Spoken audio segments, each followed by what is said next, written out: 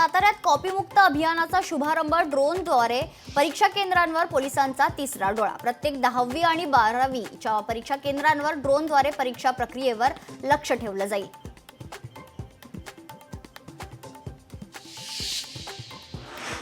अमरावतीमध्ये लाचखोर महिला सरपंचावर कारवाई। महिला सरपंचाला 36,000ची लाच घेताना रंगेहात पकडलं। अमरावतीच्या सोनारखेडा येथील घटना।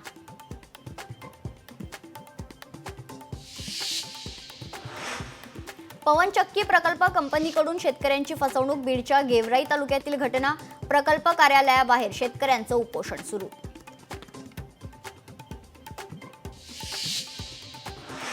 छत्रपती संभाजीनगरमध्ये शेतकऱ्यांचा ठिबक तुषार योजनेचे 150 कोटी थकीत, तर लाडक्या बहिणी योजनेचा फटका शेतकऱ्यांना बसल्याची चर्चा।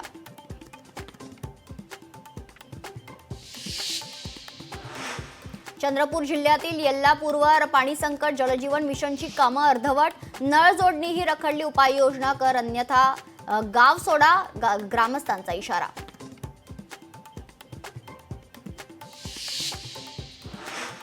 संभाजीनगरमधील धान्य गोदामावरील छापा प्रकरणात गोदामाला पुरवठा विभागाकडून क्लीन चिट।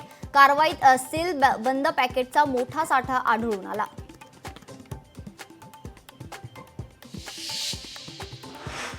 रोहिदास महाराज यांच्या जयंतीनिमित्त जळगाव शहरात काढण्यात आली भव्य मिरवणूक। मिरवणुकीत मोठ्या संख्येने समाज बांधवांसह तरुण आणि महिलांचा सहभाग।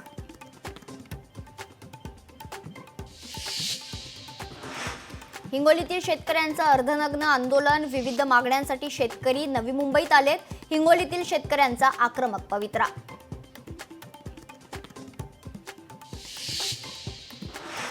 बुलढाण्याच्या खामगावात महिलांवर चाकू हल्ला। एका तरुणाकडून रात्री 3 महिलांवर चाकू हल्ला। चाकू हल्ल्यात एका महिलेचा मृत्यू, 2 जखमी।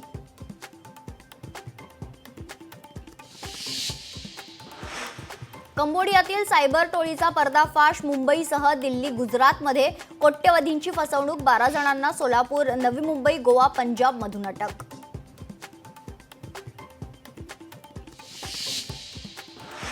पुणेकरांना मिळणार महामेट्रोची ई-बाईक फीडर सेवा। प्रवाशांना भाडे तत्वावर मिळणार ई-बाईकची सुविधा। पुण्यातील 10 स्थानकांवर 50 ई-बाईकच्या माध्यमातून सेवा।